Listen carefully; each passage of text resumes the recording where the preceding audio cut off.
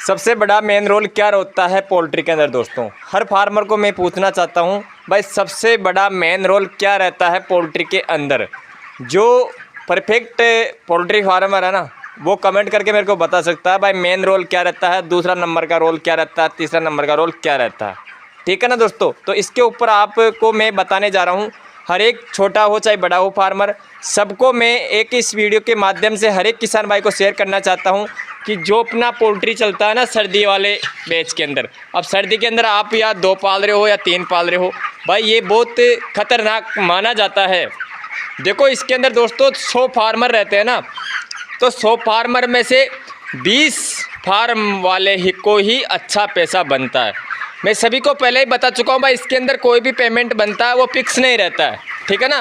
Fix ना तो body weight रहता है, ना अपना पोल्ट्री का पेमेंट रहता है। भाई देखो माना जाता है कि 1000 बच्चों को 1000 बच्चों पर कंपनी से जो जुड़ के पोल्ट्री चलाता है उसको 20,000 रुपये मिल जाता है। मैं नियम बता रहा हूँ ये तो मैं आपको। तो 5000 की पोल्ट्री चलती है ना, तो उसके 1 लाख रुपये बन जाता है मिनिमम दोस्तों। तो वो पैसा फार्मर को सर्दी के बेच के अंदर ये समझो कि 20% लोगों को ही मिल पाता है। 20,000 रुपया 1000 बच्चों पर कंपनी से जुड़ के करता है जो। ठीक है ना दोस्तों? तो सभी किसान भाई को मैं बताना चाहता हूँ कि 1 नंबर पे माना जाता है, जो 1 नंबर रोल होता है ना पोल्ट्री लाइन के अंदर, वो होता है अपना देखभाल। उसको बोलते हैं मैनेजमेंट। मैनेजमेंट और देखभाल एक ही को बोला जाता है। ठीक है ना? आप अच्छी तरह समझ रहे होंगे। आप भी सोच रहे होंगे यार ये क्या बोल रहा है, 2 बात को घुमा के एक ही बात को 2 बार बोल रहा है। तो भाई सही बोल रहा हूँ मैं। मेन होता है मैनेजमेंट। तो मैनेजमेंट की बात की जाए ना दोस्तों अभी सर्दी वाले बैच के अंदर, तो आप कहीं किसान भाई क्या करते हैं, इसी मैनेजमेंट को आप किस हिसाब से करते हो वो आपके ऊपर डिपेंड करता है। भाई जैसे आप चूजा डाल रहे हो, चूजा डल रहा है अपने, जैसे मान लो कल की तारीख में डल रहा है, आप अच्छी तरह बोर्डिंग बना लोगे पोल्ट्री के अंदर, ये मानो कि मैं अच्छी तरह बोर्डिंग बना लिया। ठीक है? बोर्डिंग बना के अच्छा टेम्परेचर भी दे चुका हूँ बच्चों को। भाई बच्चों के लिए अच्छा टेम्परेचर देंगे, ठीक है, अच्छा एक्टिविटी कर रहा है बच्चा, तो ठीक है, पहला दिन आपका अच्छा निकल जाएगा। उसके अंदर आपको मॉडलिटी नहीं दिखाएगा पहले दिन पे दोस्तों। ठीक है ना? कोई भी कैसा भी मैनेजमेंट रखो आप, पहले दिन पे आपको बच्चा मॉडलिटी नहीं दिखाएगा। बहुत ही कम पोल्ट्रियों में मॉडलिटी दिखाता है। ये समझो कि 5% फार्मर के ही मॉडलिटी दिखाता है, वरना नहीं दिखाता है पहले दिन में मॉडलिटी। दूसरे दिन पे दिखाता है, फिर क्या दिखाता है, तीसरे दिन पे। वो क्यों दिखाता है कि आपका टेम्परेचर कैसे दिए हो बच्चों को, बच्चा दब दब के टाइम पास किया है या खुला रह के टाइम पास किया है, वो बच्चा ही बता देता है ऑटोमेटिकली फिर। ठीक है ना? जैसे अपने पोल्ट्री के अंदर बोर्डिंग के अंदर बच्चा 3 से 4 दिन तक रहता है, तो ऑटोमेटिकली अगर मान लो अपने मॉडलिटी कंट्रोल हो रही है या 20-30 हो रही है या 10-15 हो रही है, ये समझो कि रोजाना की 1% हो रही है, 2% हो रही है, 3% हो रही है, वो मैनेजमेंट के ऊपर होता है। और एक होता है दोस्तों जो 7 दिन का बच्चा रहता है ना, 7 दिन के बच्चे में मॉडलिटियाँ होती है ना, वो कई मॉडलिटियाँ तो मैनेजमेंट के हिसाब से होती है, कई मॉडलिटियाँ होती है ना, आप कितना भी अच्छा मैनेजमेंट कर लो उसके बावजूद भी हो जाती है वो। तो कई बच्चे ऐसे रहते हैं कि खाने पीने वाले अच्छे स्वस्थ बच्चे भी मर जाते हैं, तो वैसे कोई वो उनको पकड़ नहीं सकता है ना, कोई इतना कम मतलब मॉडलिटी होने को एकदम से कोई रोक सकता है। ज़्यादा बढ़ती भी नहीं है। देखो जो मरती है ना एक्चुअली 1% या 2% ही मरती है एक वीक के अंदर, मॉडलिटियाँ मरती है ना, जो 7 दिन का लगाते थे कैलकुलेशन, तो उसके अंदर 1% मॉडलिटी मरती है, 2% ही मरती है, उससे ज़्यादा नहीं मरती है। ठीक है ना? तो भाई बात करते हैं पूरे बच्चों की। जैसे मेरे पास अभी मान लो दोस्तों 12,000 बच्चे हैं, चाहे आपके पास 1200 हो चाहे 12,000 हो, वो कोई मायने नहीं रखता। ठीक है ना? 500 रखो चाहे 5,000 रखो। ठीक है? तो भाई मैं बताने जा रहा हूँ कि आपके अगर एक लापरवाही हो जाती है ना, उसकी वजह से बच्चा में कितना डिफरेंस आ जाता है, यानी कि कितना फ़र्क आ जाता है, और उसके अंदर कितनी बीमारियाँ अपनी एक्टिव हो जाती है।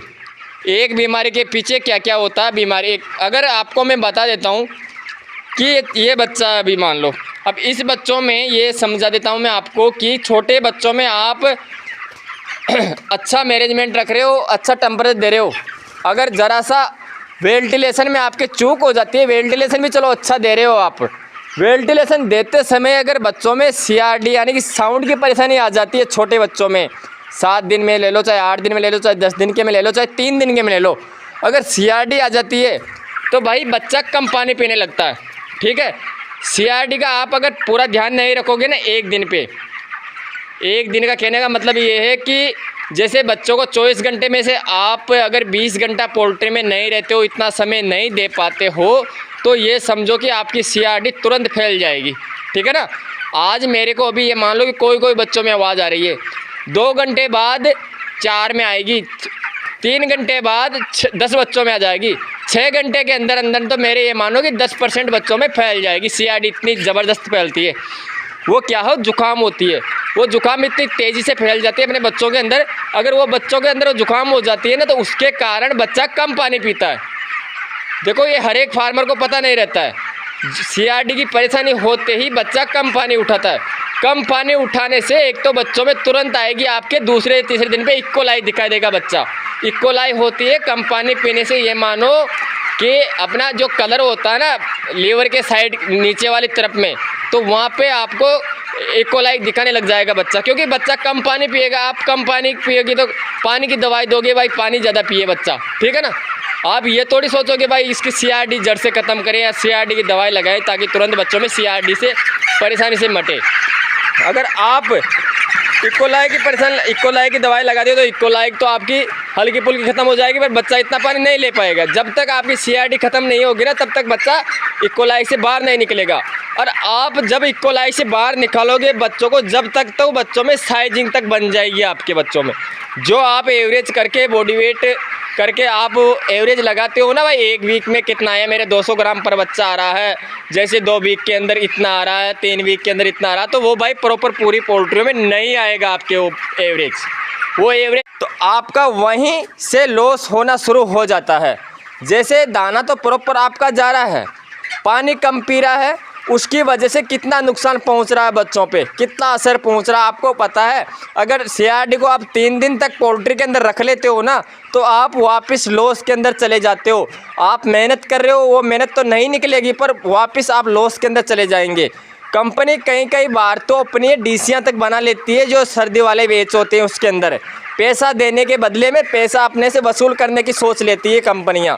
ये सोचो वो क्यों सोचती है, वो अपनी लापरवाही से सोचती है। अगर कंपनी को अपने जैसे मान लो 5000 बच्चे आ गए, 5000 बच्चों को सही हिसाब से उनके एवरेज के दाने के हिसाब से अपना वजन नहीं देते ना कंपनी वालों को मुर्गा का, तो वो वापस सब अपने से पैसा वसूलने की कोशिश करती है वो।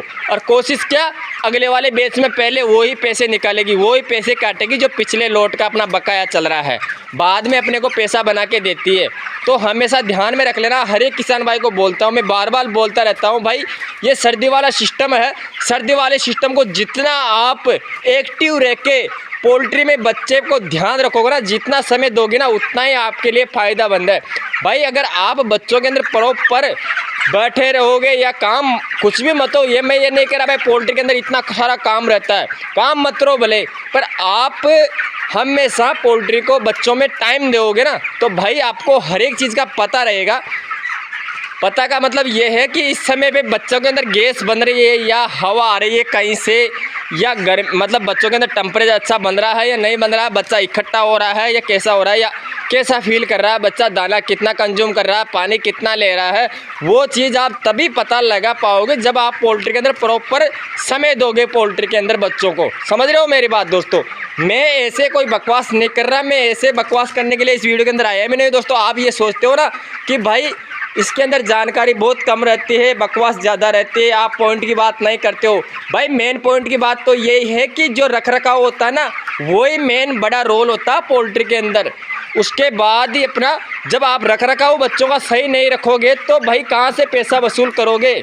मैं आप हर एक किसान को यही बोलना चाहता हूँ, भाई बीमारियाँ तो मैं अनेक पैदा कर सकता हूँ पोल्ट्री के अंदर, अनेक बीमारी ला सकता हूँ एक वेज के अंदर, जो ये समझो आप यकीन नहीं कर पाओगे, एक बीमारी आते ही 17 बीमारी आ जाती है बच्चों के अंदर। कितनी? 17। एक बीमारी आ जाए सिर्फ पोल्ट्री के अंदर, उसके पीछे 17 रोग लग जाएंगे एक बच्चों के। बीमारी निकालते निकालते आपका पूरा बच्चा ही निकल जाएगा पोल्ट्री से, पर बीमारियाँ नहीं निकल पाएगी आपकी पोल्ट्री। समझ रहे हो मेरी बात। ये पूरा डिपेंड होता है पूरा रख रखाव के ऊपर दोस्तों। उनमें से मैं भी हूँ एक। अगर मैं भी गलती करता हूं तो मेरा बच्चा भी मेरे को रिजल्ट देके नहीं जाता है, जो कि आप लोगों को प्रॉपर दिखाता जा रहा हूं। मैं हर एक दिन का रिजल्ट दिखाता हूं बच्चों का, भाई हर घंटे का तो नहीं पर हर एक दिन का तो बता देता हूं। फाइनली बच्चा आज 27वें दिन पे है, 26 दिन पूरा पार कर चुका है, 27वें दिन का। 27वें दिन की कंडीशन देख सकते हो बच्चे की, कैसी कंडीशन है मेरे बच्चे की, जो कि आपको लाइव दिखा रहा हूँ। जो मतलब वीडियो देखता हूँ उनमें से 10% लोग तो परफेक्ट होंगे जो मेरे लाइव वीडियो देख के बच्चों का वजन बता सकते हैं। ऐसे लोग भी रहते हैं, ऐसी कोई दिक्कत नहीं है भाई, नए नए देखते हैं भाई, ऐसे लोग भी देखते हैं जो मतलब लाइव बच्चा का देख के एवरेज बता सकते हैं। मेरा बच्चे का 27वां दिन चल रहा है, 26वां दिन पूरा हो चुका है। दाने की बात करें तो बच्चा दाना मतलब 1500 ग्राम का खा चुका है, पर मेरा 1500 ग्राम बच्चा वजन नहीं लिया अभी तक। ये समझो आप, ये क्यों नहीं ले रहा है, ये क्यों नहीं ले रहा है, इसलिए नहीं ले रहा है कि मेरे जो दाना चल रहा है ना स्टार्टर पे बच्चे आते हैं, ये समझो कि प्रोटीन दाने की बहुत कम मात्रा में मिल रही है इनको। दाना इतना ले रहा है, दाना तो इतना ले रहा है कि आप यकीन नहीं कर पाओगे दोस्तों। समझ रहे हो मेरी बात। अभी आपको मैं कंपनी की फाइल दिखा दूँ ना, जैसे कट्टे लगते हैं, कट्टे उसमें चढ़ाए जाते हैं ना दाना, तो आप देख के तकत रह जाओगे भाई, इतना दाना तो बच्चा खा ही नहीं सकता। दाना इतना खिला चुका हूँ पर एवरेज नहीं दे पा रहा, जो कि अच्छा एवरेज माना जाता है सर्दी वाले बैच के अंदर। कैसे कि आप बिना प्रोटीन की दवाई दिए बच्चों से एवरेज ले सकते हो अभी। हाँ भाई ये बात सही है, मैं भी ले चुका हूँ बच्चों से एवरेज, ऐसी कोई दिक्कत नहीं है। मैं कोई पहली बार नहीं पा रहा हूँ बच्चों को भी। सर्दी के अंदर आप ब्रोटोन भी मत दो, सार्गोफेरोल भी मत दो, जो ये प्रोटीन की मेडिसिन आती है वो आप बिल्कुल ही मत लगाओ। उसके बावजूद भी बच्चा अच्छा खासा एवरेज ले लेता है भाई। 28 दिन के ऊपर बच्चा 1600 साढ़े 1600 ग्राम तक एवरेज ले चुका होता है, पर अब की बार नहीं लेगा क्योंकि मेरे जो दाने में कमी आ रही है, दाने की कमी से बच्चा 100 ग्राम पीछे चल रहा है भाई। आपको क्या बताऊं। चलो ठीक है, इसको यही ख़त्म करते हैं, आगे वाली बात बताता हूँ मैं आपको। जैसे आपके CRD में कन्वर्ट होता है बच्चा, तो CRD का तुरंत फार्मूला आजमाओ। मैं ये नहीं कहता भाई मैं न्यूडोक्स बताता हूँ या एंड्रोसिन बताता हूँ वही लगाओ, आपके हिसाब से कुछ भी लगाओ, पर CRD को बाहर निकालो तुरंत पोल्ट्री के। अगर पोल्ट्री से बाहर नहीं निकालोगे तो आपको खा जाएगी वो, ये समझो CRD आ गई तो। CRD आने से आपका बच्चा एसाइटिक के अंदर घुस जाने से, एसाइटिक पोल्ट्री के अंदर आने से एसाइटिक आपको खा जाएगी भाई। बच्चों को तो खाएगी, जो खाएगी बच्चों के साथ साथ आपको भी खा जाएगी। हर एक फार्मर को खा जाती है ये। CRD हो गई, ठीक है, इकोलाई हो गई। इकोलाई डायरेक्ट बच्चों में साइजिंग बना देती है। 24 घंटे के अंदर इकोलाई को रख लो आप पोल्ट्री के अंदर, 24 घंटे के अंदर, तो ये समझो कि अपने 40% बच्चों में डिफरेंस आ जाएगा। 40% बच्चा छोटा बड़ा दिखने लग जाएगा आपको। आप यकीन नहीं कर पाते हो इन चीज़ों का, ठीक है ना दोस्तों। तो इनका पूरा ध्यान में रख लेना है, और जितना ध्यान रखो ना उतना ही कम है पोल्ट्री के अंदर। मैं ये नहीं कहना चाहता भाई पूरे 24 घंटे काम में लगे रहो पोल्ट्री के अंदर। भाई पोल्ट्री का जो काम है, जो तो सबको पता है भाई, ये काम रहता है। मेडिसिन तभी लगाई जाती है जब बच्चा बीमार होता है, और जब बच्चों को कोई बीमारी आती है तभी मेडिसिन की ज़रूरत पड़ती है, वरना कोई मेडिसिन की ज़रूरत नहीं पड़ती है। मेन रहता है पूरा पर्दे का मैनेजमेंट। बच्चों को किस हिसाब से हवा दी जाती है, बच्चों को किस हिसाब से वेंटिलेशन दिया जाता है, बच्चों को किस हिसाब से अपना टेम्परेचर दिया जाता है। 24 घंटा टेम्परेचर के अंदर ही नहीं रखते हैं बच्चों को, समझ रहे हो मेरी बात। बच्चों को टेम्परेचर समय समय से ही दिया जाता है। आप ये मत समझना भाई बच्चों को 24 घंटा ही टेम्परेचर के अंदर रखना है। भाई एसाइटिक पैदा होती है अपने जो 3 वेच होते हैं ना सर्दी के, उसी के अंदर होती है। वो क्यों होती है, वो इसलिए होती है बच्चा पैक के अंदर ज़्यादा रहता है। पैकिंग के अंदर आप बच्चों को रखोगे ना तो भाई वेंटिलेशन नहीं बना पाते हो आप, तो वेंटिलेशन नहीं बना पाते हो तो आपकी एसाइटिक गैस बनती है, वरना एसाइटिक का कोई चांस नहीं रहता है। एसाइटिक तभी पैदा होती है जब आप बच्चों को ज़्यादातर पैकिंग में रखते हो। आपका ज़्यादा पैकिंग अच्छा नहीं है, और जो पॉलीथीन की पैकिंग करते हैं ना बच्चों के, उनको मैं बता देता हूँ उनके 100% एसाइटिक गैस आएगी, वो मैं बताता हूँ, मेरा वादा है। क्योंकि पन्नी के अंदर जो पॉलीथीन रहती है उसका आप बोर्डिंग के अंदर यूज करते हो पॉलीथीन का, तो पॉलीथीन के अंदर पैक रखे आप एक घंटा बता दो मेरे को, पॉलीथीन के पैकिंग के अंदर आप रखे बता दो मेरे को, आपको गैस महसूस ऑटोमेटिक आपको 10 मिनट के अंदर एहसास हो जाएगा गैस का। तो भाई ये तो बच्चे हैं, ये जीव है। अगर मेरी पोल्ट्री के अंदर मान लो कि यहाँ पर 5000 बच्चे हैं, 5000 बच्चों को मैं चारों तरफ से पॉलीथीन में पैकिंग रखूँगा तो गैस ऑटोमेटिक ये उत्पन्न हो जाएगी उसके अंदर से। और उसके अंदर आप मरकरी जलाते हो या भट्टी जलाते हो तो ऑटोमेटिक ही वो ऑक्सीजन को तो वो ख़त्म कर लेती है अपने को, तो गैस ही उत्पन्न होगी, उससे एसाइटिक गैस ही बनेगी फिर। फिर SIT गैस बच्चों के अंदर जाती है, सांस लेता है उसके हिसाब से पेट में जाती है और वो पानी का रूप दे के अपना पोटला भर लेता है पानी बच्चा। वो पोटला निकल नहीं पाता, आपके हेमोडोल्टा शुरू हो जाते हैं, नुकसान पे नुकसान होता जाता है। तो भाई SIT गैस हो गई, CID हो गई, ये बच्चों को तो खाती है, जो खाती है अपने को भी खा जाती है। ठीक है ना दोस्तों, जानकारी अच्छी लगे तो लाइक करना वीडियो को, ज़रूरतमंदों को शेयर मार देना, और जो भी कोई अगर मेरा प्रेमी किसान भाई होगा उस चैनल को सब्सक्राइब कर लेना। नया हो वही करेगा, जो कर रखा वो तो ठीक है, उसको तो धन्यवाद है, सैल्यूट है भाई।